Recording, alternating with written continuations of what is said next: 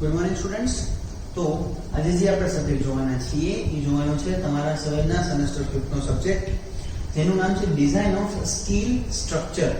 એમાં આપણું chapter number 5 running હતું, કમ્પ્રેશન મેમ્બર. ટોટલ 10 માર્ક્સમાં પૂછાય છે.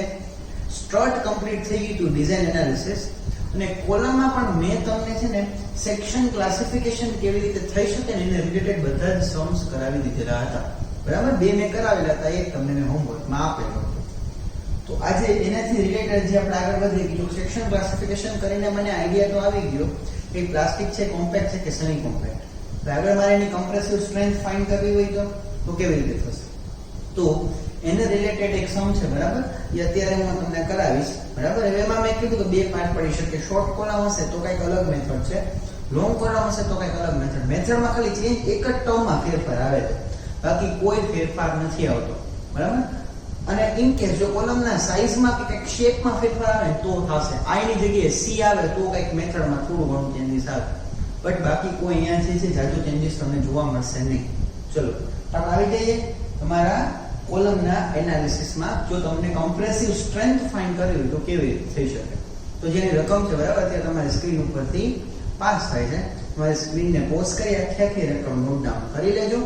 નોટ ડાઉન થઈએ પછી આપણે સમ સ્ટાર્ટ કરશું. ને જોઈએ તો હું સાથે રકમ બોલી દઉં. શું કહે છે? An IS HB 300 @ 588 Newton per meter is used as short column. Determine its compressive strength using Fe540 steel with a design strength Fy410 MPa. બરાબર, તો મને આની કમ્પ્રેસિવ સ્ટ્રેન્થ ફાઇન્ડ કરવાની એ ખબર પડી ગઈ. આઈ એંગલ, સી એંગલ કોઈ પણ આપ્યું હોય તો એ કોલમ છે એ ખબર પડી ગઈ. અને એનાલિસિસ છે તો મેં તમને કીધું કમ્પ્રેસિવ સ્ટ્રેન્થ, એના ઉપરથી આપણને આઈડિયા આવી ગયો. તો કેવી રીતે આપણે આના ઉપર આવશું? તો જે મને કીધેલું છે પહેલા હું એક સેક્શન ડ્રો કરી નાખું. તમારો આઈ સેક્શન કેવો? Rolled section. બરાબર, એ મેં તમને કાલે કીધું હતું રોલ્ડ અને વેલ્ડ કેને કહેવાય એના પહેલાના લેક્ચરમાં. રોલ્ડ એટલે કે જે એક સાથે ઢાળેલો હોય એને રોલ્ડ કહેવાય, અને જે અલગ અલગ પાર્ટનું કટ કરીને બનાવતો એને કયો કહેવાય? વેલ્ડેડ. તો અત્યારે આ સેક્શન છે કેવો છે? રોલ્ડેડ સેક્શન છે, વેલ્ડેડ સેક્શન નથી. આઈએસ કયો છે તમારો? IS HB 300. તો 300 એનું પેલું પ્રિલિમિનરી મેઝરમેન્ટ એની હાઈટ મને ગિવન છે 300. બરાબર, બાકીનું જે IS HB નો ડેટા છે એ મને ક્યાંથી મળશે? તો કે સ્ટીલ ટેબલમાંથી. એનો વેઇટ આપ્યો છે 58.8 kg પર મીટર ઓર 588 ન્યૂટન પર મીટર. બરાબર, તો આ વેઇટ અને આના સાથે તમારે સીધું સ્ટીલ ટેબલ ઉપર આવવું પડશે. આના ક્યાં ક્યાં મેઝરમેન્ટ જોશે? મેં કીધું તો આને કહેવાય એનું BF ઈ જોશે આપણે. યસ, BF જોશે. પછી શું જોશે? PF જોશે. પછી આની થિકનેસ ને કીધું તો TW ઈ જોશે. પછી અહીંયા જે આપે એને કે રૂટ રેડિયસ ઈ જોશે. રૂટ રેડિયસ થી બીજા રૂટ રેડિયસ વચ્ચેનું ડિસ્ટન્સ અને D ઈ પણ આપણે જોશે.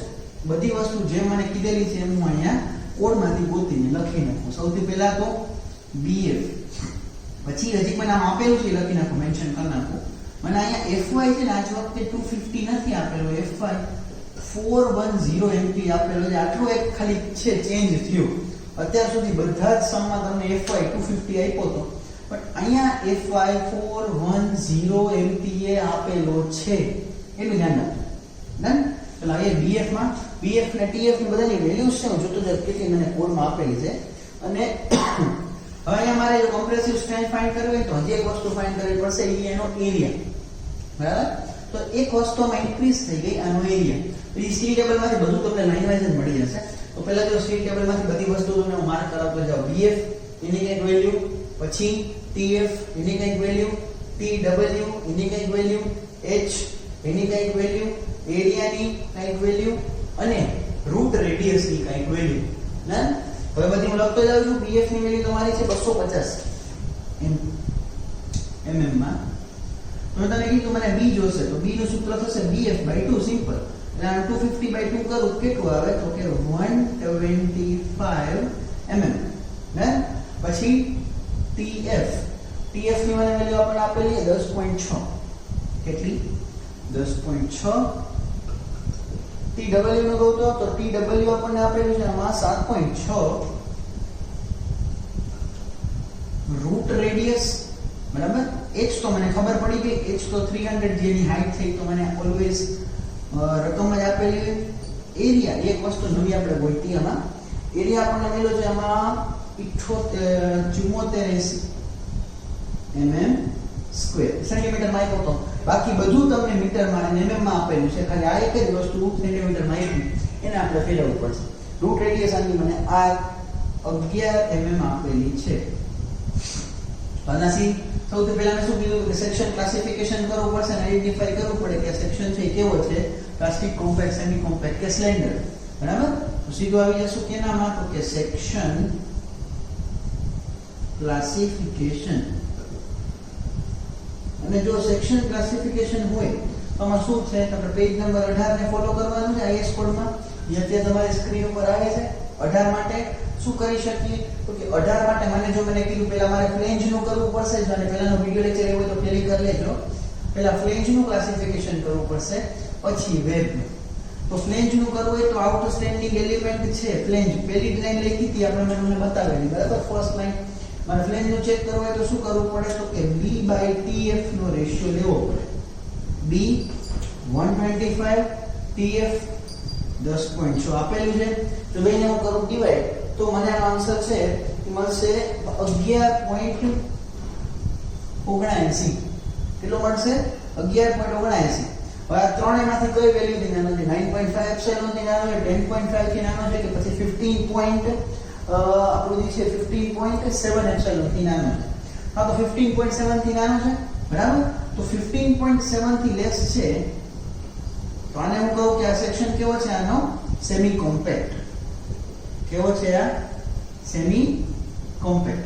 બટ એક વસ્તુ અહીંયા જુઓ તમે, શું તો કે એપ્સિલોન નું સૂત્ર જો અત્યાર સુધી હું તમને વારે નોટ ડાઉન કરતો હતો ને, રીઝન હતું કંઈક આવો દાખલો આવે ને તો ત્યારે તમારું જે છે બધું કેલ્ક્યુલેશન ખોટું પડી જાય. શું કામ? એપ્સિલોન નું સૂત્ર કંઈક આવું છે કે 250/fy raised to 0.5.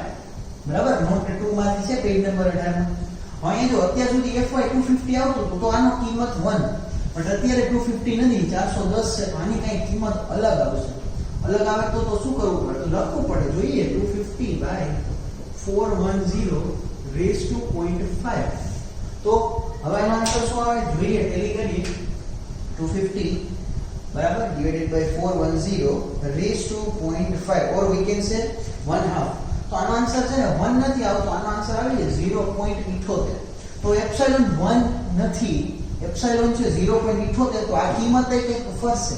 15.7 એપ્સિલોન એટલે કે 15.7 નહીં દે તો એ તમારી કિંમત શું થઈ જશે, તો કે 15.7 * 0.78. તો કરીએ આને 0.78 થી મલ્ટીપ્લાય 15.7 ને, તો એ કિંમત રહેશે તમારી ખાલી 12.26. 12.26. તો તમારો આન્સર છે કેવો આવવો જોઈએ, તો કે 12.26 કરતા નાનો. હાલ હજી સુધી કઈ વાંધો નથી આવ્યો. ફ્લેંજ છે એનો જે આન્સર છે તમારો 11.79 આવ્યો, એ 15.7 એપ્સિલોન એટલે કે 12.26 થી નાનો તો છે જ, એટલે સેક્શન તો સેમી કોમ્પેક્ટ થઈ ગયું. ફ્લેંજ એ આઈડેન્ટિફાઈ આપણે કરી લીધું. હવે શું ફાઇન્ડ કરવું છે આપણે, તો કે વેબ. વેબમાં શું થશે, તો વેબનું પણ મેં તમને કીધું હતું. વેબમાં ક્યાં જોવાનું હતું કે h i c બધાના વેબ, એમાં 3 પાર્ટ પડેલા છે. ન્યુટ્રલ એક્સિસ, મિડ ડેપ્થ નહીં, r1 ને r1 નેગેટિવ પોઝિટિવ એ નહીં, એક્સિયલ કમ્પ્રેશન. શું જોઈએ છે, તો કે d/tw. d નું સૂત્ર તમને કરાવેલું છે, તો કે h - 2tf - 2r. ભૂલાઈ ન જાય તો સૂત્રના ફોર્મમાં યાદ રાખી લેવાનું. બરાબર છે? કેમ આવ્યું એના પહેલા વિડિયો લેક્ચરમાં કીધેલું. h તો જો 300, 2tf તો કે 10.6 - 2r. આ કેટલું છે આપણું 11.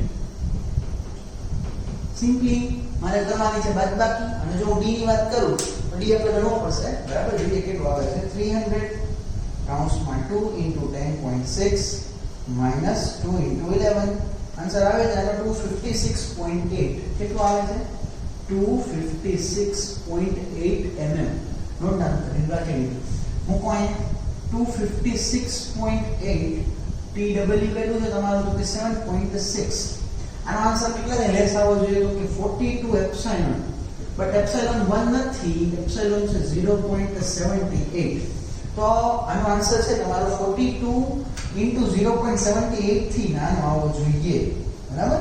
તો એનો આન્સર 32 આવે છે આટલાનો. આ ટર્મનો કેટલો આવે છે? 32.78 આવે છે, બરાબર? 76 78 નહીં, 76. આનો ટેલી કરીએ, જોઈએ કરીએ બેને ડિવાઈડ શું આવે છે, બને છે કે નથી બનતું? તો 256.8 divided by 7.6 તો 33.78. 33.78. આ બાજુનું ટર્મ વધારે આવવું જોઈએ, આ બાજુનું ટર્મ ઓછું આવવું જોઈએ, જે નથી થતું.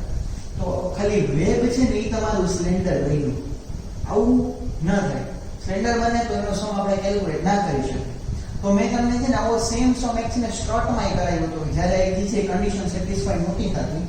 તો કન્ડિશનને સેટિસ્ફાઈ કરવા માટે આપણે છે ને શું કરવું પડે? સ્લેન્ડરને બદલાવવા માટે અમારા રેશિયોમાં છે ને કંઈક ચેન્જીસ કરવા પડે. શું ચેન્જીસ કરવા પડે જોઈએ? ઓકે, d by tw નો જે આન્સર છે એ 42 એપ્સિલોન થી નાનો આવવો જોઈએ, જે નથી આવતો, બરાબર? કેટલો આવવો જોઈએ? તો 42 થી નાનો. તો હું એમ કહું કે હું એઝ્યુમ કરું છું કે આનો આન્સર છે ને 40 એપ્સિલોન જેવો આવશે, બરાબર? આ મને ખબર નથી, હું તો એઝ્યુમ કરું છું, આઈડિયા નથી, સાચો છે ખોટો આઈ ડોન્ટ નો. બસ મેં એઝ્યુમ કર્યું કે એનો આન્સર 40 એપ્સિલોન આવશે, તો મારું જે કન્ડિશન છે એ બની જશે. તો અહીંયા મારી પાસે જો d ની વેલ્યુ છે ને એઝ ઇટ ઇઝ રાખું છું, d મારી પાસે નથી. તો d ને હું કરતા બનાવું તો સૂત્ર શું બને? તો કે 40 એપ્સિલોન into tw એવું કંઈક થાય કે ના થાય? 40 એપ્સિલોન, તો કે જો 0.78 1 નથી ને tw તમારું તો કે 7.6. તો આ d એમ કહો કે આ ઇફેક્ટિવ, આટલી જ ઇફેક્ટિવ ડેપ્થ તમારા કામની છે. તો જોઈએ આનો આન્સર શું આવે છે આપણો? 40 ગુણ્યા 0.78 ગુણ્યા 7.6. તો આનો આન્સર આવ્યો 237.12. પણ અહીંયા તો d તો કંઈક બીજું આવ્યું છે, which means કે આમાંથી અમુક સેક્શન છે ને એ આપણા કામનો નથી, કામનો જે સેક્શન નથી એને મારે શું કરવું પડશે? તો કે 12. અને આ d કઈ જગ્યાએ છે? તો આ તમારા વેબમાં છે. તો અનઇફેક્ટિવ સેક્શન મારે શું કરવો પડશે? 12. અનઇફેક્ટિવ સેક્શન કેટલો છે? અનઇફેક્ટિવ સેક્શન જોઈ લઈએ. 256.8 minus 237.12.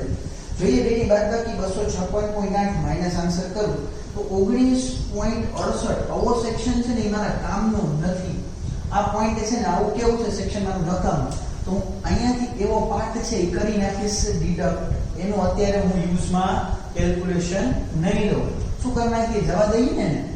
આ પાર્ટ આપણો અનઇફેક્ટિવ છે, આના કારણે જે સેક્શન ક્લાસિફિકેશન થતું નથી, અટકાવે છે. તો મેં કરી નાખ્યું. હવે આપણો જે નવો સેક્શન મળ્યો એના રીતે હું ટ્રાય કરું, બરાબર? આ તો મારું બની ગયું હતું, આમાં તો કઈ વાંધો નતો આવ્યો. પ્રોબ્લેમ કેમાં થતી હતી? વેબમાં. તો વેબમાં ટેલી કરીએ, d નવો મળ્યો ને td tw માં તો મેં કઈ ફેરફાર નથી કર્યું. તો અહીંયા જોઈએ શું થાય છે એનું કે 237.12 નવું d અથવા તો de upon tw જે 7.6 કરીએ બેને ડિવાઈડ કેટલો આવે છે? 237.12 divided by 7.6. તો આન્સર આવ્યો 31.2. જી તમારો 32.76 કરતા એટલે કે 42 એપ્સિલોન કરતા નાનો આવવો જોઈએ, તો 42 એપ્સિલોન કરતા લેસ થઈ ગયો. તો જી તમારું છે સેક્શન ખાલી વેબ એ સેમી કોમ્પેક્ટ થઈ ગયું. તો તમારું વેબ છે એને ફોલો કરવાનું. વેબ સેમી કોમ્પેક્ટ હોય તો આખું સેક્શન એ કેવું બનશે? તમારું સેમી કોમ્પેક્ટ જ બનશે. ડન? સેમી કોમ્પેક્ટ થઈ ગયું. હવે શું કરવાનું? તો કે હવે સીધું મારે જે ખબર છે કે મને સેક્શન છે, હું આનું સોલ્યુશન લઈ આવી શકું. સેમી કોમ્પેક્ટ નું આપણી પાસે સૂત્ર છે, પ્લાસ્ટિક હોય તો પણ સૂત્ર છે, પછી કોમ્પેક્ટ હોય તો પણ હું એને સોલ્વ કરી શકું. પણ સ્લેન્ડર હોય એને સોલ્વ ના કરી શકું. તો સ્લેન્ડર માંથી કેમાં ફેરવવું પડશે? સેમી કોમ્પેક્ટમાં ફેરવી લીધું. હવે જે આપણને કીધું છે ફાઇન્ડ કરવાનું. શું ફાઇન્ડ કરવાનું કીધું છે? તો કે ભાઈ અહીંયા મને PD ફાઇન્ડ કરવાનું કીધું છે. PD એટલે ઓકે કમ્પ્રેસિવ સ્ટ્રેન્થ, બરાબર? જે તમારે કમ્પ્રેસિવ સ્ટ્રેન્થ ફાઇન્ડ કરો. PD નથી કીધું, શું કીધું છે? કમ્પ્રેસિવ સ્ટ્રેન્થ ફાઇન્ડ કરો. કમ્પ્રેસિવ સ્ટ્રેન્થ કેમ ફાઇન્ડ થશે? આપણને આવડે છે. પેજ નંબર 34 છે સાઈડમાં. કમ્પ્રેસિવ સ્ટ્રેન્થ શું છે સૂત્ર કમ્પ્રેસિવ સ્ટ્રેન્થ નું? IS ના પેજ નંબર 34 ઉપર PD equals to area into FCD. Okay, તો આપણે વાત કરી કે લાસ્ટ કમ્પ્રેસિવ સ્ટ્રેન્થ ફાઇન્ડ કરવી છે. કમ્પ્રેસિવ સ્ટ્રેન્થ ફાઇન્ડ કરવાનું મેં કીધું ને ઇક્વેશન ક્યાં છે? તો IS 800 માં પેજ નંબર 34 ઉપર જે તમારા સ્ક્રીન ઉપર આવી ગઈ. બરાબર? હવે મારે ફાઇન્ડ કરવું હોય તો જો એરિયા આપણી પાસે છે, મેં તમને ગણીને આપી લીધું સ્ટીલ ટેબલમાંથી, પણ સ્ટીલ ટેબલમાંથી એરિયા જે મને મળેલો છે ને આખા સેક્શનનો એરિયા મળેલો છે. અહીંયા એક તકલીફ છે. શું છે? કે અહીંયા મેં પેલા એક એવો સેક્શન છે ને એને અનઇફેક્ટિવ બનાવી દીધેલો હતો. તો એ અનઇફેક્ટિવલી બનાવેલા સેક્શનનો એરિયા મારે શું કરવો પડશે? તો કે ટોટલ એરિયામાંથી બાદ કરવો પડશે. કેવી રીતે થશે? તો જોઈએ. આપણો ટોટલ એરિયા તો છે આપણી પાસે 7880, સોરી 7480. હવે આમાંથી મારે અનઇફેક્ટિવ સેક્શનનો એરિયા બાદ કરવો હોય તો જે અહીંયા બ્લુ માર્કિંગ કરેલું છે આટલો એરિયા મારે આમાંથી ડિડક્ટ કરવો છે. કેટલો દેખાય છે આ એરિયા? તો એમ કહું કે મને રેક્ટેન્ગ્યુલર શેપનો એક પોર્શન દેખાય છે. રેક્ટેન્ગ્યુલર શેપનો જે પોર્શન છે એની આપણે જે ડેપ્થ હતી ને સમથિંગ 19 પોઈન્ટ આવેલી હતી. બરાબર? એની કરી લઈએ 19.38. બરાબર? જેની હાઈટ છે તો ડેપ્થ છે કેટલી આવી તો કે 19.38 અને આની થિકનેસ, બરાબર, તો આની થિકનેસ કેટલી છે તો કે TW છે.